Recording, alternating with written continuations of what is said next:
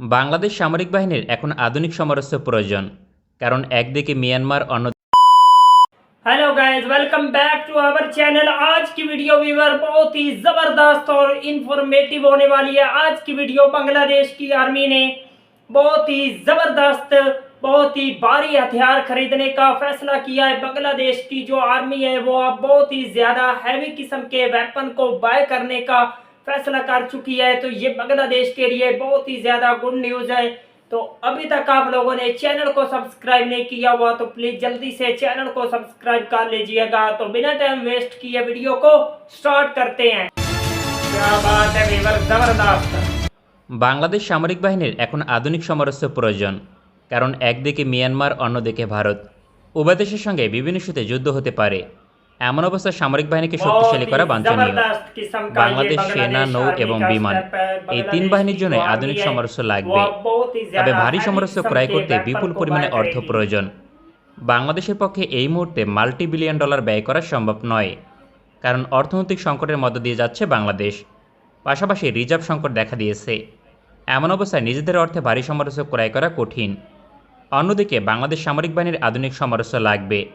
এক্ষেত্রে প্রতিরক্ষা দপ্তরকে সামরিক বাহিনী তার চাহিদার কথা জানিয়েছে, কারণ মিয়ানমারের সঙ্গে বড় ধরনের যুদ্ধ হলে তখন বিকল্প থাকবে না। যে কারণে সমরাস্ত্র ক্রয়ে গুরুত্ব দিচ্ছে সামরিক বাহিনী এবং প্রতিরক্ষা দপ্তর।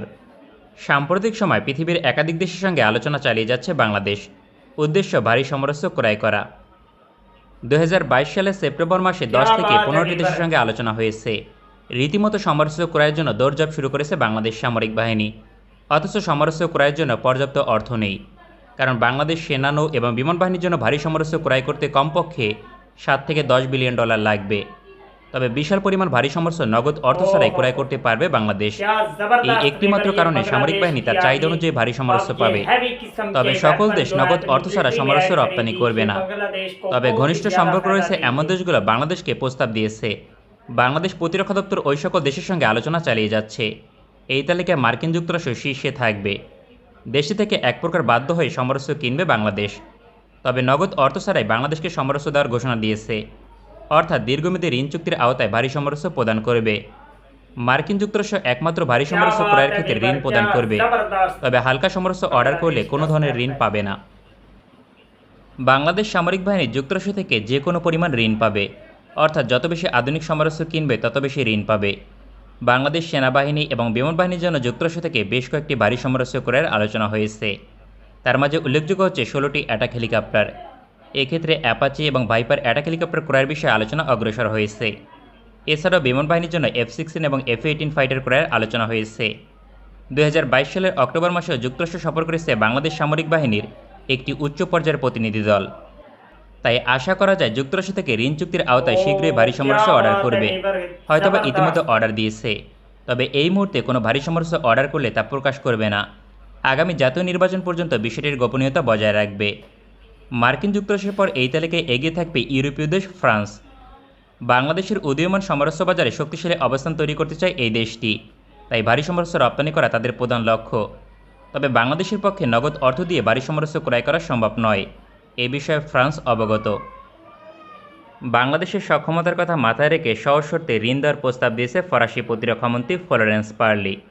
বাংলাদেশকে 10 থেকে 15 বিলিয়ন ডলারের সমরাস্ত্র দিতে আগ্রহী ফ্রান্স, কারণ নৌবাহিনীর জন্য স্করপিয়ন ক্লাস সাবমেরিন, এছাড়াও হাই পারফরমেন্স ফ্রিগেট প্রস্তাব দিয়েছে, যার আর্থিক মূল্য 5 থেকে 8 বিলিয়ন মার্কিন ডলার। এছাড়াও বিমান বাহিনীর জন্য ড্যাসাল্ট রাফাল যুদ্ধবিমান রপ্তানি করতে আগ্রহী। বাংলাদেশ নিজেও এই ফাইটার ক্রয়ের বিষয়ে সবচেয়ে অগ্রসর। এছাড়াও কৌশলগত মিলিটারি ট্রান্সপোর্ট এয়ারক্রাফট কিনতে চায় বাংলাদেশ। বিমান বাহিনীর জন্য এক্ষেত্রে ব্যয় হবে 4 বিলিয়ন মার্কিন ডলার। তবে ফ্রান্সের থেকে নৌবাহিনীর সমরাস্ত্র ক্রয়ের সম্ভাবনা নেই বললেই চলে। তবে বিমান বাহিনী সমরাস্ত্র ক্রয় করবে। এক্ষেত্রে সবচেয়ে সহজ শর্তে ঋণ প্রদান করবে, যা পরিশোধ করতে 20 বছর সময় দেবে বাংলাদেশকে। ইউরোপীয় দেশগুলোর মাঝে আরও একাধিক দেশ নগদ অর্থ ছাড়াই ভারী সমরাস্ত্র রপ্তানি করতে মরিয়া। তার মাঝে ইটালি, জার্মানি, স্পেন এবং ব্রিটেন অন্যতম। এই দেশগুলো থেকে হালকা সমরাস্ত্র নিয়মিত ক্রয় করে বাংলাদেশ। তবে অফিসিয়ালি ভারী সমরাস্ত্র রপ্তানির প্রস্তাব পেয়েছে বাংলাদেশ সামরিক বাহিনী। অতিরিক্ত ভারী সমরাস্ত্র ক্রয়ের সম্ভাবনা খুবই কম, বিশেষ করে স্পেন থেকে। বাংলাদেশ সামরিক বাহিনী ইটালি থেকে হেলিকপ্টার, রাডার সিস্টেম সহ একাধিক সমরাস্ত্র কিনবে, এটি শতভাগ নিশ্চিত। क्या এক্ষেত্রে बात है ঋণ সুবিধা वेवर, গ্রহণ করবে বাংলাদেশ প্রতিরক্ষা দপ্তর। आप दो তবে জার্মানি থেকে सबमरीन সাবমেরিন ক্রয়ের कितनी সম্ভাবনা ज्यादा অনেক स्ट्रॉन्ग বেশি। है बांग्लादेश में। জার্মানি থেকে বিখ্যাত ডিজেল অ্যাটাক সাবমেরিন ক্রয়ের আলোচনা হচ্ছে। এক্ষেত্রে 2টি সাবমেরিন ক্রয়ের ঘোষণা দিয়েছে বাংলাদেশ নৌবাহিনী।